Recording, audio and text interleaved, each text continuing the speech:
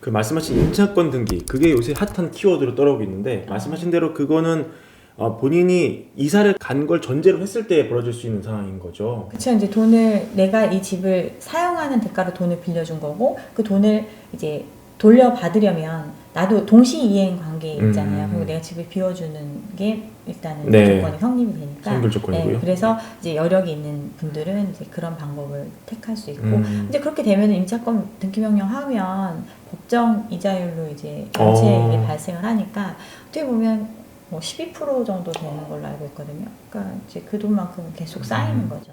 그러니까 집주인분들은 정말 그런 일이 발생하기 전에 어떻게든 최선을 다해서 이 돈을 돌려줄 노력을 하셔야겠네요. 그렇죠. 그게 사실은 당연한 건데요. 당연한 거고 자본주의 사회에서 당연한 그쵸? 거잖아요. 계약인데. 계약이기 때문에 그렇기 때문에 당연한 건데 이제 그래서 보면은 이제 또 대출을 더 활용하시는 분들 또 이제 매도를 택하시는 분들 이런 분들이 생겨나게 되고 이제 그렇게 되면 이제 뭐 전세입자한테 매입을 권유하거나 뭐 이런 상황이 과거에 지금 부동산 침체기에는 또 그런 일이 많이 있었어요. 그렇군요. 세입자한테 뭐 네가 사라. 몇 천만 네. 붙여서 전세금에 이걸 가져가는데 어떻겠냐 이런 제안을 하는 경우도 꽤 있었거든요.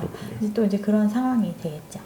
집을 많이 갖고 계신 분들이 이런 역전세난에 시달려서 가진 집을 금매로 딱딱 내놓게 되면은 또한 그 역시 집값을 떨어뜨릴 수 있는 그렇죠. 그런 미수가 되겠네요. 네. 그럼 이런 효과가 중첩이 됐을 때 그 우리 집값은 몇 년 정도 좀 더 하락의 길을 걷게 될 거라고 보세요? 그러니까 이게 거품의 정도가 사실 이 정도까지 심하지 않았으면 일정 기간 어떤 그 침체를 겪고 조정을 겪은 후에 우리 소득 수준에 맞춰서 다시 또 상승하는 완만하게 상승하는 이러한 시장으로 가게 될 건데 사실은 이제 우리나라 같은 경우는 워낙 저금리 정책을 오랫동안 펼쳐왔고 또 미국이나 이런 데서 어떤 디레버리징을 하는 시기에조차 우리는 저금리를 계속 유지를 했잖아요. 그만큼 풀릴 유동성이 많고 어떤 소득과 어떤 자산의 그 집값의 그 괴리가 커진 상황이기 때문에 이게 어느 정도 밸런스가 맞는 상황 그리고 조금 그게 과하더라도 시장에서 어떤 미래에 대한 기대 가치가 있어서 수용할 수 있는 정도의 수준까지 내려오는 과정이 필요한데 네. 이게 너무 많이 올라갔으니까 당연히 이제 좀 더 오래 걸리겠죠. 그런 거죠. 네. 산이 높은 뭐 골도 깊은 깊다. 것처럼. 네. 그래서 저는 꽤 오랜 시간이 될 거라고 생각을 합니다. 제가 몇 년이라고 말씀을 못 드리는 게 그 상황에 따라 다를 수 그렇죠. 있으니까요. 일본 같은 경우도 처음에는 잃어버린 10년이라고 했었는데 잃어버린 10년이 20년 되고 30년 됐잖아요. 그런 것처럼 어떤 집값의 어떤 이런 걸로 많은 이익을 누린 단기간에 누리신 분도 있겠지만 지금 이제 이 상황을 극복하는데 또 회복되는 데까지는 또 그만한 고통의 시간이 필요하지 않을까 더 긴. 네. 알겠습니다. 자, 잠깐 주제를 좀 돌려서 올해 청약 일정을 제가 좀 살펴봤거든요. 근데 사실 많은 분들이 관심이 많은 강남 쪽에 유독 분양이 좀 많더라고요. 방배동도 있고 잠원동도 있고요. 근데 방배동의 예상 분양가가 뭐 지금 확정된 건 아닙니다만 뭐 15억, 16억 정도 할 거라고 그런 얘기가 나와요. 전용 84 기준으로. 그러면 이 정도면 뭐 예비 청약자분들이 무주택자분들이 청약을 좀 해야 될지 또 이제 추첨제도 좀 풀렸잖아요. 아니면은 주변 시세가 이 밑으로 내려올 가능성이 높으니까 이거 역시 좀 자제를 해야 될지 좀 가이드라인이 필요한 그런 단계일 것 같아요. 어떻게 보십니까? 일단은 강남 쪽에 분양 물량이 올해에 많이 대기하고 있거든요. 제가 강남 쪽에 분양 물량 많다는 얘기는 굉장히 오래전부터 말씀을 드려왔어요. 이유는 우리나라 지금 아파트 값이 계속 올랐던 이유가 강남 희소한 똘똘한 한 채 가격이 계속 오르기 때문에 그거에 따라서 키 맞추기가 되면서 다른 지역도 오를 수밖에 없다. 이런 논리로 어떤 집값이 오르는 그런 현상이 일어났었거든요. 그렇지만 그 똘똘한 한 채라는 게 생각보다 많은 물량이 공급되고 있다는 사실이 조금 시장에서 인식이 안 되는 그러한 상황이 좀 오래 지속됐다고 봅니다. 그래서 강남 분양가가 굉장히 꾸준히 많이 올라왔거든요. 과거에 이거보다 뭐 한 1년 전, 2년 전에 분양했던 건 한 14억대 분양했던 걸로 알고 있는데 이번에 이제 15, 16억 정도로 예상하고 있어요. 근데 방배동 같은 경우는 과거에 약간 이제 이종 일반 주거 지역 뭐 이렇게 해가지고 다세대 빌라 뭐 또 단독주택 이런 것들이 있던 지역들이 이제 재개발을 통해서 이제 아파트로 거듭나는 지역이거든요. 생각보다 상대적으로 좀 저평가되었던 지역이다.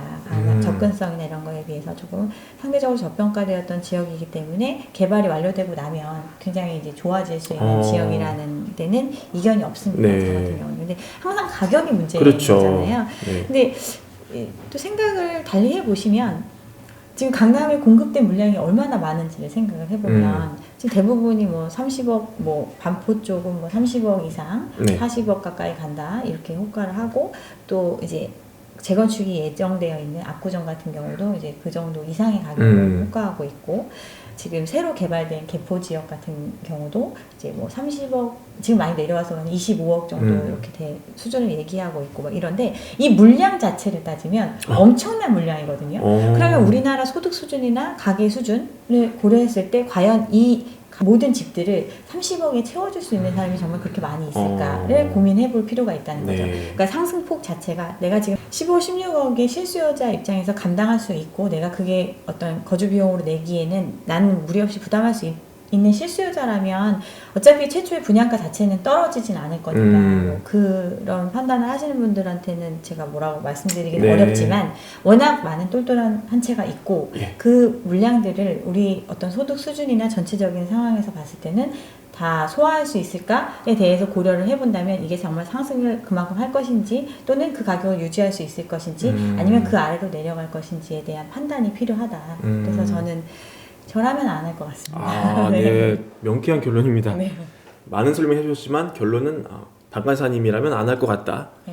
참고하시기 바랍니다. 자, 본업이 우리 감정평가사님이시잖아요. 사실 유튜버는 부업입니다. 네. 그래서 본업은 오랜 경험을 가지신 감정평가사신데 지금 경매 시장 현황이 굉장히 긴박하게 돌아가고 있다고요. 그리고 PF 위기도 올해 많이 터질 거라고 예상이 되고 있는데 상황이 좀 어떤 정도인지 궁금한데 어떤 정도입니까?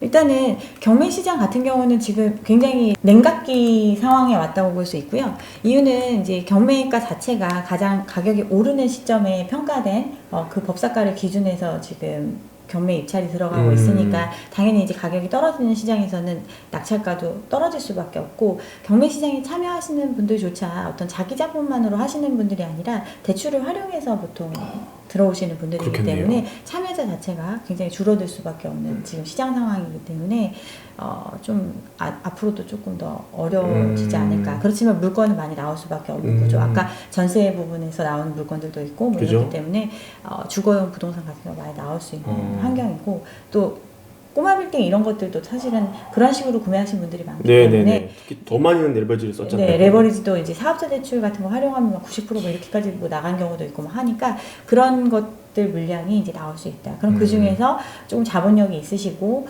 이제 대대로 물려줄 만한 부동산 찾고 이런 분들은 어떻게 보면 기회를 가질 수도 있을 그런 시장이라고 생각을 합니다. PF 같은 경우는 PF 시장 같은 경우는 지금 굉장히 위기 신호가 많이 오고 있고 어떻게 보면 약간 임시 방편적으로 계속 상황을 끌고 가고 있는 이런 상황이거든요. 네, 일금융권 같은 경우는 그래도 큰 리스크가 예전에 이제 금융위기를 한번 겪었기 때문에 굉장히 일금융권에 대해서는 이제 어떤 관리나 규제가 많이 들어가고 있는 상황인데 이금융권에서 이제 좀 많이 이렇게 대출이 많이 나간 부분이 있거든요.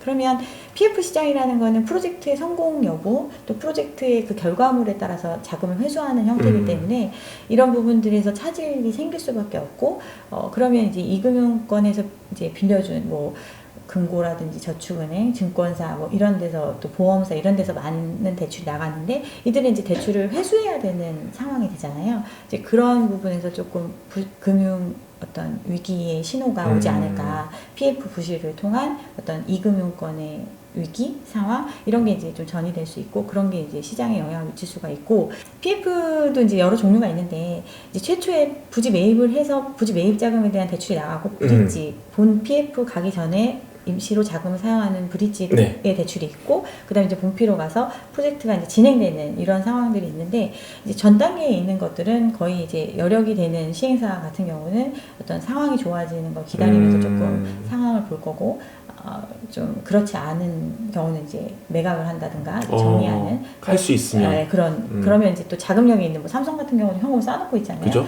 이제 그렇게 자금력 있는 기업들에서는 좀 좋은 부지들을 좀 헐값에 매입할 수 있는 그런 기회가 될 수 있는 이런 상황으로 갈 거고, 본 PF 들어가서 이제 사업이 진행되고 있는 경우는 이 분양가 자체가 올라가는 시장에 맞춰서 그거보다 더 비싸게 분양을 할 거다라는 전제로 이 PF 그렇죠. 흐름이 짜져 있거든요. 맞아요. 근데 이제 그렇지 않은 시장이 됐는데 어쨌든 현금은 돌아야 되니까 할인 분양을 할 수밖에 없는 거죠. 계속 그걸 가져가기는 좀 어려운 상황이기 때문에 그런 가격들이 또 이제 시장에 영향을 미치고, 그러면 이제 또 가격이 조금 더 다운될 수 있는, 그렇게 흘러가지 않을까 조심스럽게 생각을 해봅니다. 그러니까 전반적으로 이 규제 완화에 환호해서 막 공격적으로 달려들기에는 재반 사정이 너무너무 어려운 게 많네요. 그렇죠. 네, 알겠습니다.